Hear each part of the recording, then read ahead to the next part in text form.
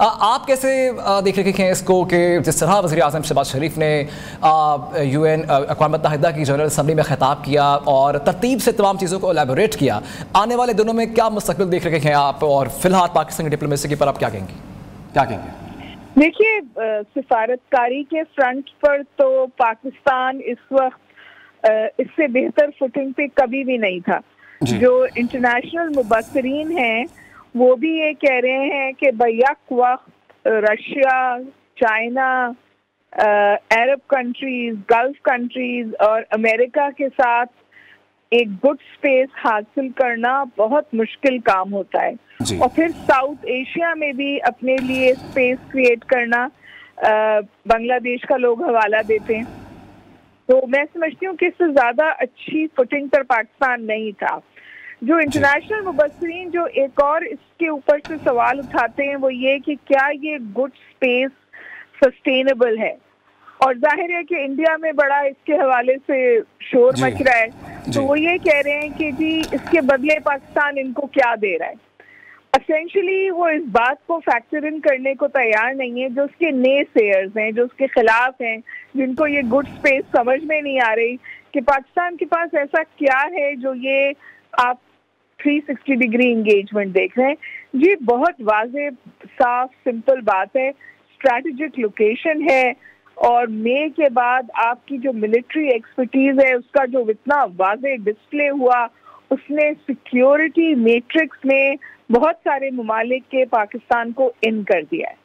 और फिर पाकिस्तान का एक और तुर्रा इम्तियाज है और वो ये है कि पाकिस्तान वाहिद मुस्लिम मुल्क है जो टेररिज्म को खुद फाइट कर रहा है और right side of international law लेके कर रहा है। मेरे ख्याल इसका तीसरा एलिमेंट जो है जिसके बारे में कम बात हो रही है वो मिनरल डिप्लोमेसी है।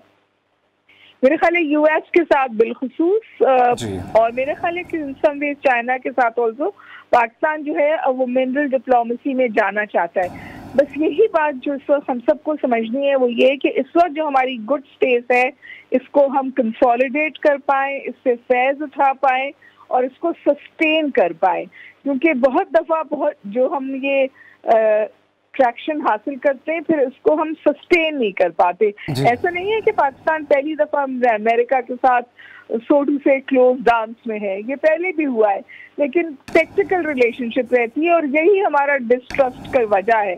क्या ये टेक्टिकल रिलेशनशिप ज्यादा सस्टेनेबल रिलेशनशिप में जाएगी? क्योंकि बहुत सारे लोग इसे सिर्फ ट्रम्प मोमेंट भी कहते हैं कि जो अमेरिकन डीप स्टेट है वो ऑन बोर्ड नहीं है, सिर्फ ये जो ट्रम्प हैं जो गैर रवायती तरीक़ा सदारत है, जिनका गैर रवायती तरीक़ा सफारतकारी है, ये एक उनका पर्सनल ट्रस्ट है। तो देखना ये है कि will this good space go beyond Trump या अमेरिकन डीप स्टेट उसे काउंटर करती है या नहीं करती, क्योंकि इंडियन लॉबीज इस वक्त बहुत फाल हुई हैं इस गुड स्पेस को खराब करने के लिए। जी ठीक है। अच्छा मसाला ये भी बताएगा कि क्या वज़ीर आज़म शहबाज शरीफ ने ये भी क्लियर कर दिया है पूरी दुनिया को कि पाकिस्तान जो है वो मुकालमे और सफारतकारी से ही तनाज़ात का हल चाहता है? जी मेरा ख्याल है उन्होंने वाज़ेह तौर पे मैं समझती हूँ कि बहुत बैलेंस स्पीच थी, और मैं इसको बैलेंस स्पीच इसलिए कहती हूँ कि उन्होंने जितने पाकिस्तान के प्रेसिंग इश्यूज थे सबके ऊपर पॉइंटर्स किए और फिर साथ साथ पाकिस्तान का जो एक समझिए मस्बत किरदार है जहां पाकिस्तान आगे बढ़ना चाहता है, उन्होंने एक्चुअली कहा कि we look forward to peace. और फिर मेरा ख्याल है कि फ़लस्तीन के हवाले से भी बहुत बोल्ड स्टेटमेंट था और अफगानिस्तान से जो दरअंदाजी है उसको भी इन्होंने क्लैरिफाई किया, तास मुआहदे के बारे में बात की। तो इन सब जितने पाकिस्तान के 100 पॉइंट्स थे उन्होंने उसका भी अहाता किया और उसके साथ साथ वे फॉरवर्ड की बात की, ये कहते हुए कि हम हर तस्फिया तलब कॉन्फ्लिक्ट के हवाले से बात करने को तैयार है, निगोशिएट करने को तैयार है। मैं सोचती हूँ बहुत स्ट्रक्चर्ड और बैलेंस्ड स्पीच थी और यूनाइटेड नेशंस के भी कुछ नॉर्म्स होते हैं ना, कुछ नुआंसेस होते हैं, तो उनको का भी इदराक था इस स्पीच में। ठीक है, अच्छा ये भी बताएगा कि मसाइबा के बड़े अच्छे अंदाज में गज़ा का मुकदमा भी वज़ीर-ए-आज़म शहबाज शरीफ की जानिब से जो है वो रखा गया है पूरी दुनिया की जानिब से, और बाकी जो इस्लामिक लीडर्स हैं उनकी जानिब से भी बड़े बेहतर अंदाज में ये मौक़िफ़ पेश किया गया है और क्लियर कर दिया गया है। क्या लगता है आपको आने वाले दिनों में कोई अमली इक़दाम उठाए जाएंगे? क्या वाकई ही ये जंगबंदी की तरफ बात जाती नजर आ रही है आपको? देखिए जी, हम जिसके बारे में सबने बहुत अच्छी बात की, आपको पता है कि जब इजरायली प्राइम मिनिस्टर स्पीच करने आए तो यूनाइटेड नेशंस का पूरा हॉल खाली हो गया जी, वॉकआउट हुआ। फिर 80% लोगों ने 80% यूनाइटेड नेशंस के ममालिक ने फलस्तीन को स्टेट का स्टेटस भी दे दिया है। लेकिन दी एलिफेंट इन द रूम जो कहते हैं ना कि क्या क्या चीज है जो कहाँ कौड़ी अटकी हुई है, तो कौड़ी अटकी हुई है इजराइल के रवैयों पे, क्योंकि यूनाइटेड नेशंस ने तो उन्होंने पूरा हॉल खाली कर दिया, लेकिन उन्होंने जबरदस्ती लाउड स्पीकर लगा के जो उनकी इजरायली प्राइम मिनिस्टर की स्पीच है उसको सुनवाया गजा में, ताकि गजा में लोग सच सुने और उनका मोरल डाउन हो कि उनका मौक़िफ़ वही है और वो इतनी सख्ती से अपने मौक़िफ़ पे खड़े।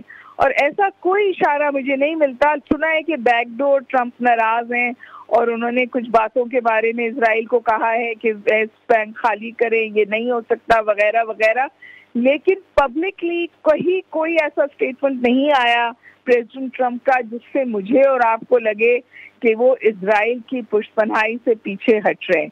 और इसी पुष्पनाई के बलबूते पर इजराइल जो है वो तवातुर के साथ एक इंटरनेशनल लॉ की लाल खत के बाद दूसरी लाल खत जो है वो तोड़ रहा है। तो मैं जी, I mean it is very difficult to write now say, और इसीलिए आपने देखा कि अरब वर्ल्ड ने सारी उम्र अमेरिका पर एतबार किया अपने सिक्योरिटी फ्रेमवर्क के लिए, और अब उन्होंने पाकिस्तान को उसमें इन किया है।